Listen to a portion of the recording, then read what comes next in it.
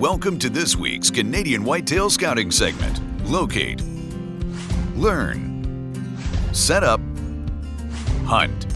Brought to you by Muddy Outdoors. A lot of people send in questions asking about spring scouting, and it's a great time to be in the field. It's a great time to be finding sheds. It's a great time to do some scouting from previous sign, but maybe not necessarily what's happening right now. And by that I mean when we're out in the spring, I'm looking for old trails, old scrapes, and old rubs, not necessarily where the deer are moving right now, because that time period between March or April and June when things grain up, those deer are so focused on food, they're spread out all over the countryside. A lot of bucks that you might see or you might come across, or a lot of areas that you find really good deer activity, come summer, come fall, they're going to be vacant of deer. We definitely scout all year round, but we want to focus on making our fall decisions based on fall travel patterns.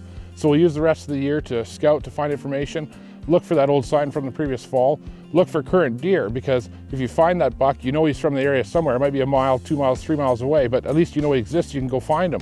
But we don't put too much stock in trails and deer activity that we find in May. Deer season is all year round for us, but the time of year that we can hunt is a very concentrated time.